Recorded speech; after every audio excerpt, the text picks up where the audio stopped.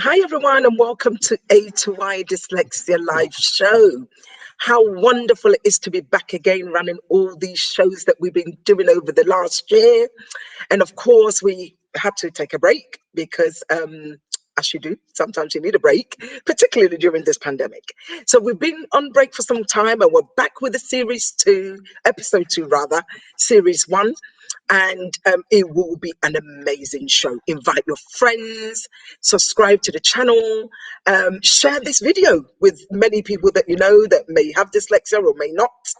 And it's such a privilege today to have the wonderful Charles Freeman join us somewhere outside London, somewhere, don't know where that is. But today's topic is going to be absolutely phenomenal. And I will say grab your cup of tea, your coffee, a little bit late for coffee, but still, your nice glass of water, and be with us this evening for 45 minutes talking about all things dyslexia. Today's title is Why Dyslexics Work Differently and What Can Be Learned from the Creative Industry. Now, we have the amazing Charles Freeman with us, who is also A2I Dyslexia Director. Charles is absolutely phenomenal. Now, anybody who's watching that knows Charles would agree with me. He is the go-to. He is the connector. You need help in any shape or form, Charles is there to support you, which is absolutely amazing. And we really adore him as one of our directors at A2I Dyslexia. What a brilliant way to start the show with the amazing title, Why Dyslexics Work Differently. I know I do. Charles is dyslexic, and I know he does as well. And today we're talking about creativity and the creative industry and with dyslexia. So I'm going to introduce myself. My name is Elizabeth Techi. I'm the founder of A2I Dyslexia CIC. We're based in London, in Wandsworth, and we support the dyslexic community. I'm not going to say too much because today's not about me. It's about finding out why we work differently, and Charles is going to talk to us about that. Charles, welcome to A2I Dyslexia live show. How are you feeling? Excellent. Thank you, Elizabeth. I'm very excited to be with you at the start of the new series. Little bit scared because the contributors were so amazing in series 1, so loads to live up to, and also really great to see you. Yeah. So Charles, right, what can I say? My first question will be, it's not actually a question really. I think I'd love you to introduce yourself, Charles. I know about you. I met you maybe about 2.5 years ago, one of the APPG events. We took pictures and everybody was there. It was great, and I can't wait till we can start doing all that again. But our viewers don't know who you are, and I really would like to give you the platform to introduce yourself, who you are, what you do, and obviously being dyslexic and why you're passionate about dyslexic and the creative industry. Yes, I mean, first thing to say is I don't think that the talk today is going to be really about the creative industries. Mm-hmm. I think it's about how we work differently, mm-hmm. although a lot of the lessons are taken from the creative industries, mm-hmm. Which is a sector where, as we'll see, there are lots of dyslexics. I was, I suppose, first started to be labelled when I was 6. My head teacher called in my parents and said, "We don't think we can teach your son." And I was sent to a remedial school. That was 1969. I don't think my parents knew what hit them, particularly my dad, who thought that really education was the way to give his family security. His grandparents had to flee Eastern Europe. He had to go to Canada in the war, and he thought the only safe thing you can have is a good education. And being told his son couldn't be educated was a bit of a problem. I went through 5 schools before I was 11. I did get a dyslexia diagnosis on the way, also a dyspraxia diagnosis. Actually, what was written on the papers was mild cerebral palsy. And it took Professor Amanda Kirby, who was one of your guests in the last series, to explain that's what a lot of young people with dyspraxia were labelled in the late 60s. But all of it was very scary and very difficult for my family, and it was all very tense at that stage. Eventually, I got to university. I studied economics. I probably spent too much time playing tennis, doing other sports, and in the union. And so I got a 2-2, and I wasn't sure what to do. And so I decided I was better at organising sports clubs and sports events, and did recreation management, and I did a postgrad. And after a number of short-term jobs, I started working for Sport England, which was completely fabulous. I had a job helping people put together lottery applications, and I really enjoyed it. Actually, it was really successful. Our region, the South region, got way over its proportionate share of funding. And we were targeting it at schools, we were targeting it at priority groups in deprived areas. So we were doing really, really well. But Sport England got a bit nervous that they might get sued if we didn't have a good record of all our meetings. And I had a bit of a crisis because I couldn't do all the meeting notes. And I was up all night trying to write meeting notes, trying to keep up and trying to hit the targets of getting the reports out on time. No one else in any other region bothered about it. But I think because I had imposter syndrome and I was a bit scared of whether I was good enough at the job, I felt I had to do it extra well. And it drove my girlfriend mad. And so she persuaded me to get reassessed again. And that was quite a trauma because it brought back all my school memories and the bumpy time I'd had at school. Although I was doing well, the great thing was I got access to work support, and I strongly recommend access to work, probably the subject of another session, but I think it is the government's best kept secret, and there is fantastic support available. You need to know what you want, and you need to know what's going to be best for you, but it is a really fantastic scheme. I got my assessment, got my support, and then I felt I needed a bit of a change. And I had a really supportive boss and was given a sabbatical to do my master's. And that was a great experience. I went to Birmingham Uni. I did a master's in public policy. I learned masses.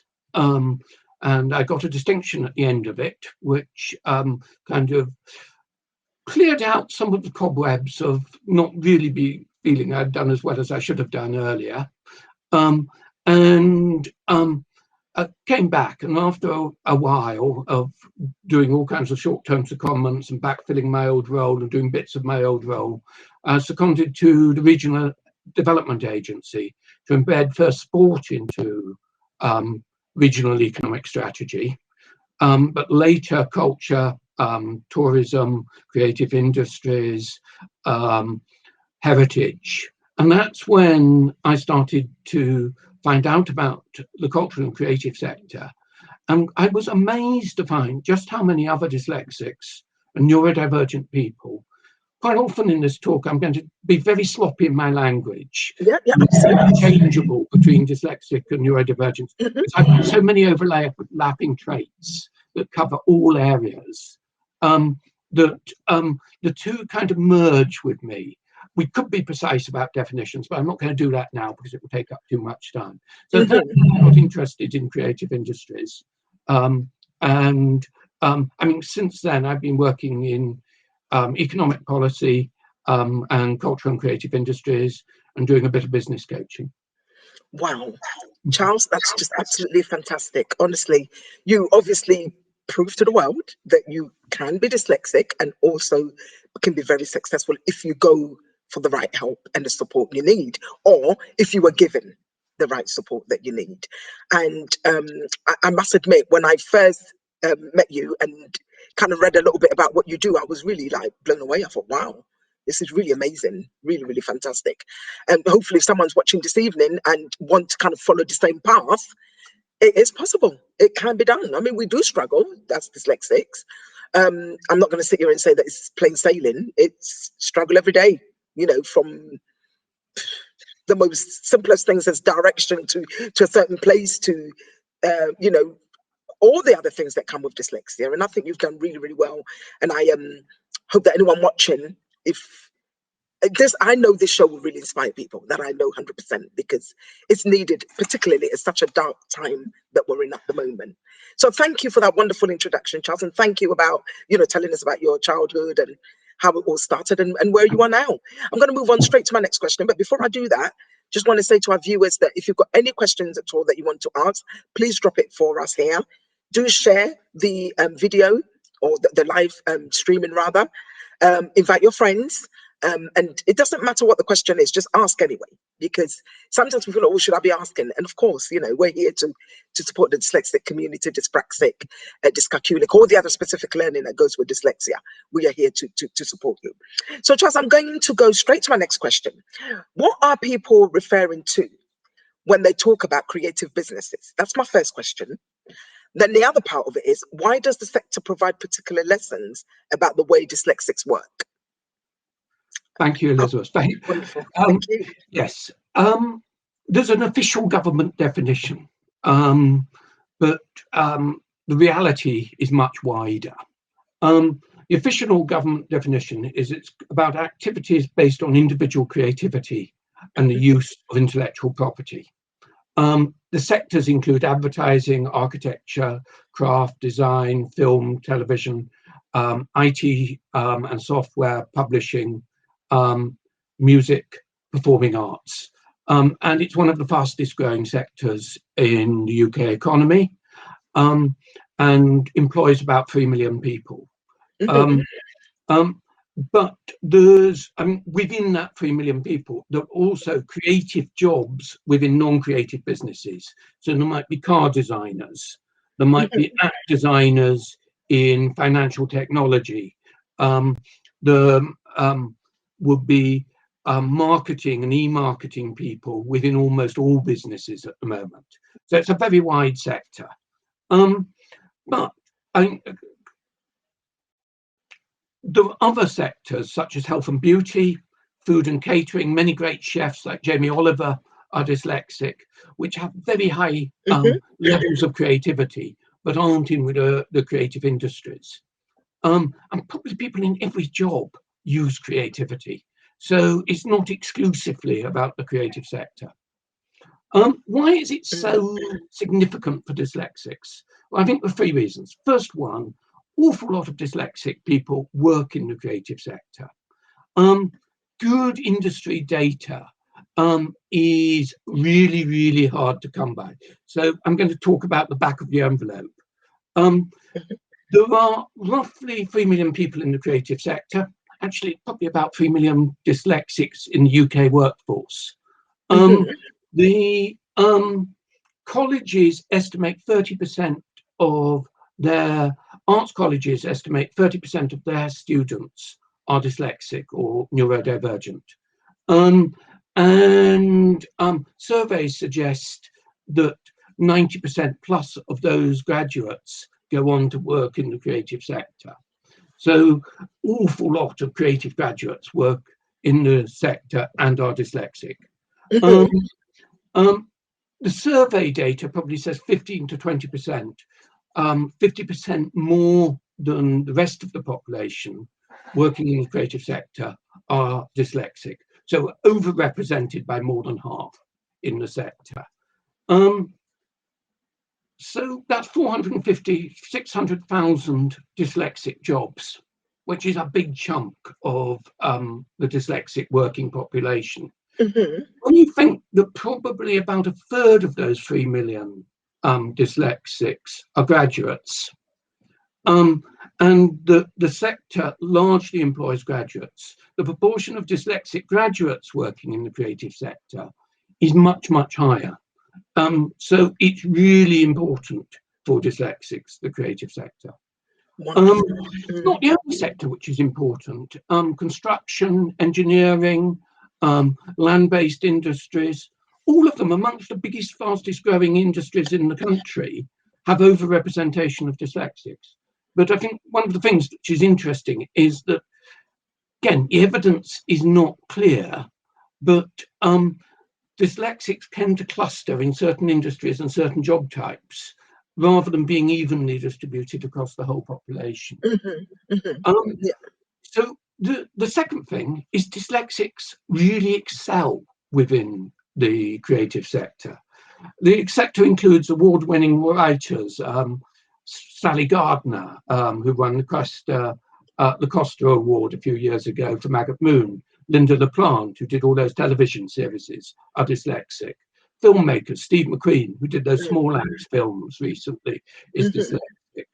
Designers like Richard Rogers are dyslexic. So there were some world-class people who are dyslexic in the sector. But not only that, there are showcases now, and Jim Rockus did an amazing exhibition of dyslexic design as part of London Design Week a few years ago. Lenny Varades with Dyspla does festivals of dyslexic storytellers. RASP, Rebellion Against Spelling Press, a fantastic anthology of dyslexic writers. But as well as people who are brilliant, there are people who are passionate and are specialists and are the best people in their pond at it, who are dyslexic, and make a career out of it. So you don't have to be the best person in the world, but if you're the best person in your company, in your sphere, you can be very successful in the sector. The economist Ricardo talked about terms of trade and how specialism pays. And that's a really important lesson. Dr. Helen Taylor talks about this as a dyslexic entrepreneurship specialist. I think it's at Strathclyde University. And that specialism is really important as a way of developing your career. Developing your strengths is a real key. I think the other thing is that this creative sector people work differently. 40% of jobs are freelance. The company size, the average company size is 5 employees, half the average of all the rest of the economy. People work in informal collaborations. For Avatar, there was something like 10,000 independent freelance people working on the film. When the project dissolved, they went off and formed another amalgam of freelancers to deliver the next project. So there's a very different style of working. People think it's modern. Actually, it's probably not modern. It probably goes back to Shakespeare. Shakespeare and his company of players formed for one play. When that play finished showing, they broke up and went off and did another one. So it's an old way of working, but it's full of freelancers and he's very, very fluid. And for that, for some reasons, dyslexics are involved in that fluidity and are able to shape a working environment in that fluidity. I totally agree with you on that, Charles. And just to say that, you know, if anybody's watching and you think you've got dyslexia, or you know you've got dyslexia, and perhaps at the moment you're not working, or you know you've been laid off or unemployed, or what's the word I'm looking for, redundant for whatever reason, try and sit down and find what you're good at. I know one thing that I'm passionate about. I can talk till the cows come home. And one thing, and I just actually had to say to myself, okay, if I'm quite talkative, very talkative, and not that I'm sort of blowing my own trumpet or anything, but everybody's got what they're good at, and I'm actually good at being in front of the camera. So if you put me behind the camera and you say to me, Elizabeth, there you are, a computer, write a report, do this, do that, it can be a little bit challenging for me. So the point I'm trying to make is, if you've got any type of creative, something you're good at, don't look at it as, oh, look, I'm only good at this and it's not going to go anywhere. Sometimes what is a passion, or sometimes whatever might be a creativity, can actually become something you could make money from. So the point I'm making is, if you really are a very creative person and you are dyslexic and you're really actually struggling in other areas, but you're good at making candles, you're good at making clothes, you're good at, being creative, sometimes we need to follow that passion and see it through. It's just an advice. One may say, actually, I don't agree, but like I said, one of my strengths is public speaking. And I just don't know why I can't just always do that for a living. Sometimes I'm like, gosh, do I really have to sit behind this PC and do what I have to do? But hey, it's part of my job. And yeah, creativity it comes in all different shapes and sizes. And utilize it and unlock your full potential to the best of your ability. So thank you so much for that answer, Charles. And what did I say to you when we first started? I said, Charles, it's got so much knowledge. All those people you were coming out like with their names, half of them I've never even heard of them, Charles. I might have to go and do a Google. There's only a few that I kind of recognize, but I thought, wow, I didn't realize that all these people have dyslexia. And, I just want to also share that, that if you are dyslexic, please don't be ashamed. Go for the help you need. Please. It's so important, particularly during this time that we're in. And, it can be really challenging for a lot of people, but having dyslexia shouldn't stop you from unlocking your full potential. And I really wanted to get that message out. Charles, thank you so much. I mean, all those names you mentioned, I think I've made my scruffy notes here, and I will definitely be Googling. Linda LaPlante I knew about. Some of them I thought, never heard of these lot. But that's how great dyslexic can be. I'll perhaps do a little list of things after the show that we can put up on the website. Wonderful. Excellent. Thank you so much for that, Charles. I'm going to move on swiftly to my next question. But before I do that, a few people have joined us. We've got Heather, who's joined us. She said, you were a great and impactful speaker, Elizabeth, indeed. Oh, well, I told you. You see, Heather agrees with me. And of course, we've got Dimpa. Thank you so much, Dimpa, for joining us. And he's actually put here, please share. Well done, he's saying. Thank you so much for all the messages that are coming through. Do share this. We've got Leslie O'Connor, who's joined us. Say hi, Elizabeth, with two great big smile there, which is really amazing. I think in a time like this, to be honest with you, we need all the smiles and all the hugs and all this sort of, all the messages that we can send out to people.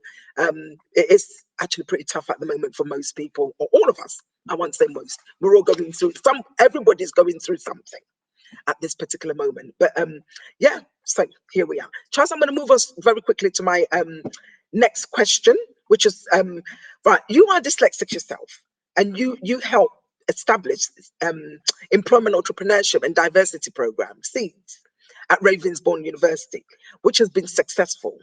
How did you come about? Now, I've heard some amazing testimonies from people that did SEEDS. And when I met you and you were, you helped found this, self-employment entrepreneurship diversity program, I thought, my goodness, is it really Charles? It is really Charles. Now, tell me more about this program and how did it come about, Charles? Well, it's not really Charles. The honest truth about this is the real star is Yvonne Halloran, who runs the program at Ravensbourne University, and has pulled it all together. It came at a really fortunate time for me. I had another career crisis. The regional agency I was running was wound up just before the 2010 election, put on the bonfire of the Quangos, and I was redundant. I got a short-term job. I was rescued actually by one of my board members, but I was starting to ask questions about myself and I wanted to discover more about dyslexia. And I went to a talk at Cass Business School by Julie Logan, and Julie was saying that over 20% of all entrepreneurs were dyslexic. I had also, with creative industries, been aware of this stat: 40% of all creatives freelance, and a report called Creative Graduates, Creative Futures showed that for creative graduates, more than half of them freelanced. And so I was interested in putting together an entrepreneurship program for creative graduates. And Ruth Ellen, who was also on your show, was running a dyslexia network. Actually, we met in a horrid, dingy pub outside Waterloo Station, and we all moaned about everything. And she got really, really cross with us and told us not to cry in our beer. She organised this amazing meeting at Google Campus, and about 80 people turned up. And it's a huge lesson at it. There's someone there saying, outsource, do what you're good at, outsource the rest to other people. And I think that's a really, really important lesson. It's a great meeting, but we didn't really know how to go forward. And I said that'd help her run her network. And a good friend of mine had contacts at Ravensbourne and persuaded them to host us and give us a free venue. And I was able to meet some of the management at Ravensbourne who were really, really supportive. And they said that they wanted to do something to support the transfer of some of their students who are finding transfer from university life to industry challenging, and introduced me to Yvonne. And we set up seeds. And we thought, well, we're going to learn as we go along. And we'll start off with the standard basics. So we had business workshops. How do you do a tax return? How do you do a presentation? How do you promote yourself on social media and so on, every week? And that built cohesion across the group.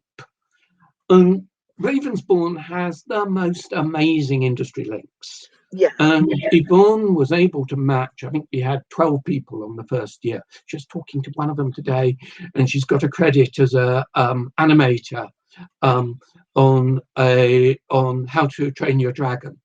So I mean, that just is amazing.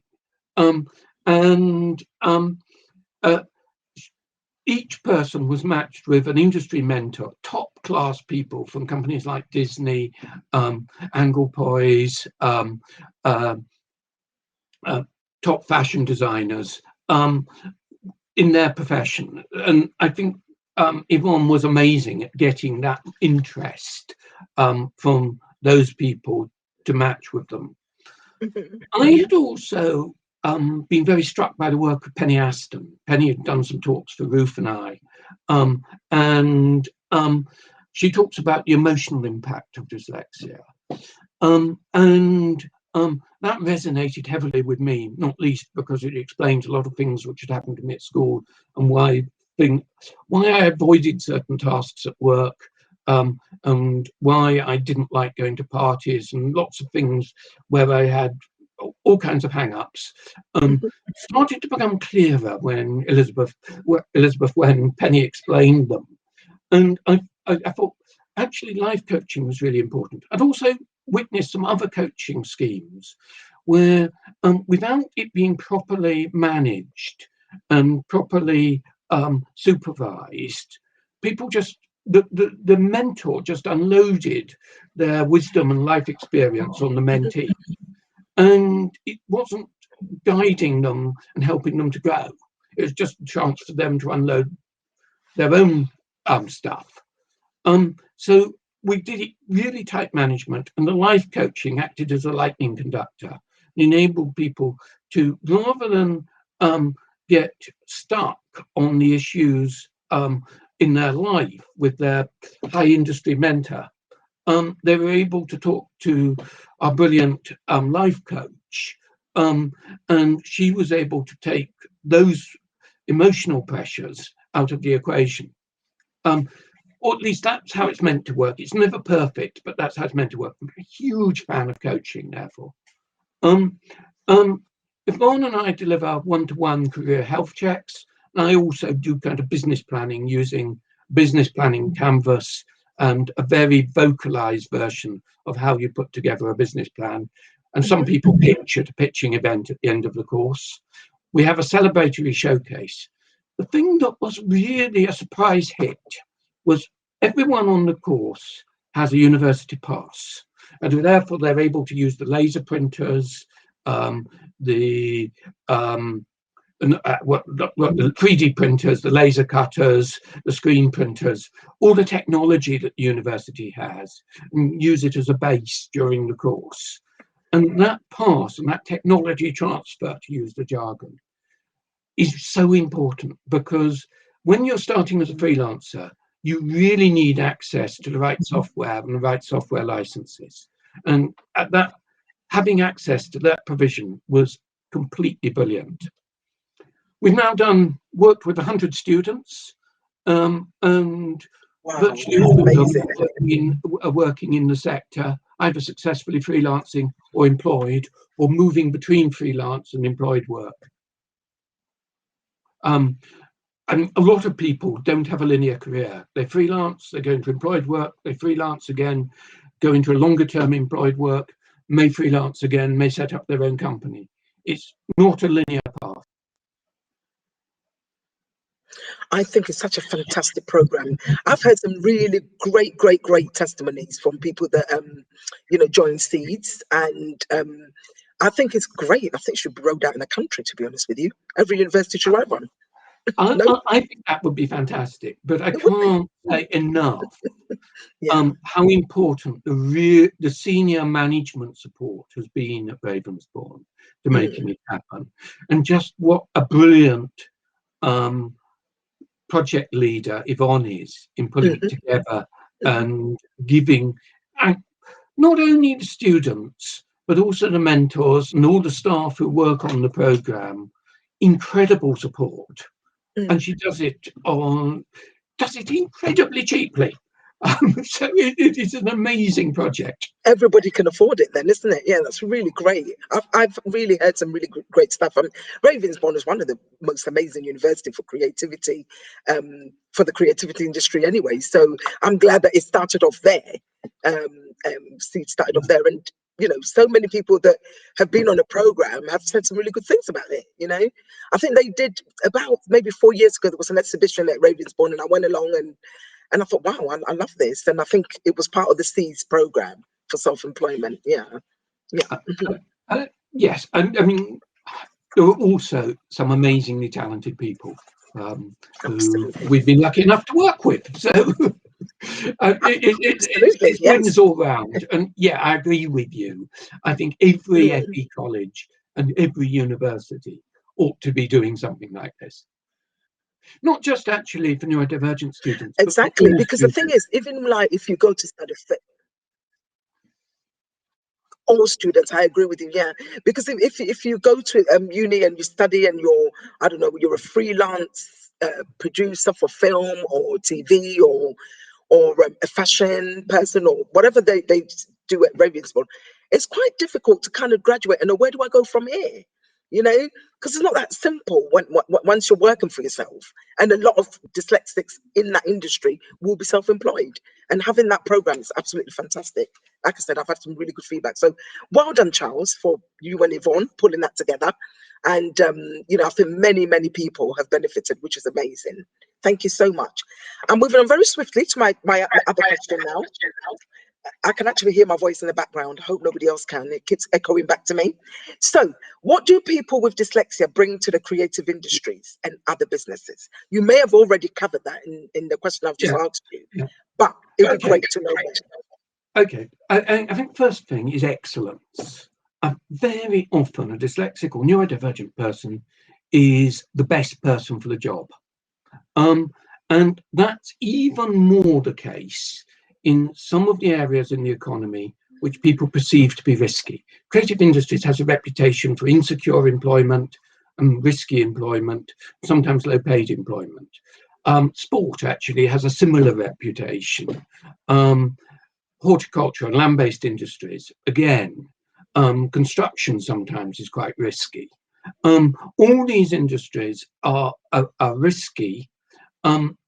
And perhaps when the people who are good at everything at school have gone off and been lawyers and accountants and doctors, the dyslexics are the people who have the most interesting and the most diverse talent in the pond, and they can really excel in some of these industries. Sometimes actually they're not just people who are excelling because other people have got out the way. They're excelling because they're completely the best, whatever, unquestionably the best. The Steven Spielbergs, the Steve McQueens.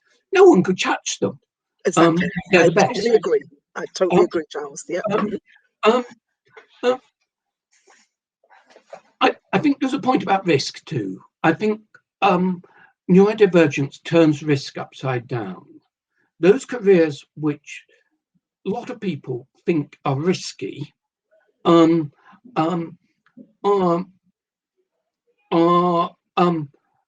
well, really quite good for neurodivergent people. Whereas those safe careers where you have to pass exams, where there are psychometric tests to get a job, and there's regular performance appraisal in institutionalized, mature businesses, are often very dangerous, because many of those businesses are not as supportive of neurodiverse people as they should be. And in a sense, we're safer in the Wild West when we're looking after ourselves. The second thing is passion. I've just learned so in awe of some of our seed students, but also other creatives. There's a student working with this year who set up their own car wash business, so that she can develop her practice as a clothes designer and sell clothes on a market. She gets the security of income from the car wash, but her passion is going into her clothes design.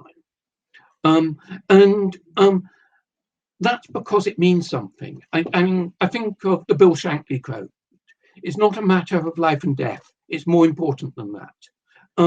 There's the real belief that you're doing something that matters and that you're passionate about.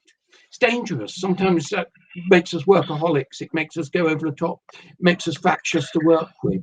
But there's a passion there. And I think it's very often that through our work, we get our sense of belonging. That's not healthy.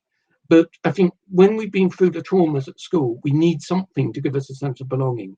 And if that comes from doing something we're passionate about, it's part of our being. And that passion is really, really important. Absolutely. I think the third thing is we're pioneers. We go to the cutting edge and we create new ideas. Really struck, again, when Ruth and I were running our network, it's gone on hold a bit because of COVID and because we needed energy recharge. One of the very first entrepreneurship meetings, there was a web designer who built up his business in the mid-90s when no one had websites. He'd left school with no qualifications, very few. He's good at art. A friend had taught him a bit of coding, and he started designing websites. And he was on the crest of a wave, because every business now has a website. Very few did then. And he's made a successful business out of it. No one needed a qualification to be a web designer. All you needed to be able to do was design websites. And so we're pioneers. We develop a specialism within a niche. I remember similarly that one of the few dyslexic barristers I've met, there are dyslexics do every profession, so you meet them in every single area, and there are really successful dyslexic lawyers. This guy was the go-to expert on footpaths, rights of way, and he was passionate about the countryside. And there aren't many barristers in that field, and so he had a specialism that was all to himself and was a pioneer and the expert in that field. And so being that specialist is very often how we succeed, rather than being a generalist. I think trying to be a generalist is really dangerous for us. I agree, 100% agree. Yeah. Of course, we've got Leslie, who's the very interesting Charles. I think she's agreeing with you there, and I 100% agree with you as well. Out of the box thinkers, come up with ideas, problem solving. And, sometimes dyslexia is kind of people haven't really got the understanding of it. But like you said, Charles, we are the pioneers, we are the inventors. I can think of so many, the man who started IKEA, Ford. I don't know, let me go Richard Branson and, our Jamie Olivers and Whoopi Goldberg and Will Smith and, all the creative people that I'm coming up with. These are the people that have really sort of embraced dyslexia and made it what it is. And part of doing this show, when we call it All Things Dyslexia, we talk about all things dyslexia. We also want to talk about creativity, like Charles is talking about. And I think the message I'm trying to put out there is that don't let dyslexia define you, and don't say to yourself, well, because I'm dyslexic, I can't do this. There are so many things that we're so brilliant at. I have 4 conditions in one. I've got dyslexia, I've got dyspraxia, I've got dyscalculia, I've got Erling syndrome. And I tell you what, nothing was going to stop me from achieving. Because like Charles said, the ones you're good at, you focus and you do it, and you do it really well. And what you struggle with, do you know what? Hire someone to do it. Because there's always someone who would love writing reports and Excel spreadsheets and all the other things that go with being in the office. There's always someone who's going to love doing that. And if you've got severe dyslexia and you're struggling with areas to do with paperwork, if you can afford to hire somebody to kind of do that work for you, and then you just excel and do what you're good at, which is brilliant. So we don't really have long left, Charles. We've got like about 3 minutes left, and I just wanted to ask, please give me like 2 top tips for dyslexics watching right now, dyslexics or non-dyslexics. But who wants to pursue a career in a creative sector, or have any areas in mind that they might find difficult? Just 2 top tips, if that would be great. I'm going to go for 3. So I think the first one is be as good as you possibly can at your specialism. Creative sector, 87% of jobs are graduate jobs. I think the further you go up the education system, the more you lower the employment gap as a dyslexic person. So dyslexic graduates are nearly as likely to be in jobs as non-dyslexic graduates, whereas we know dyslexic people are 4 times more likely to be unemployed as non-dyslexic people across the whole spectrum. So if you can go up the education system, if you can do an apprenticeship, if you can get an accredited qualification, it really, really helps. You don't have to. You might well do it. And the web designer was a great example. He was just good at it. He had no qualifications. He was good at it. He found a niche and he was good at it. But be as good as you can be.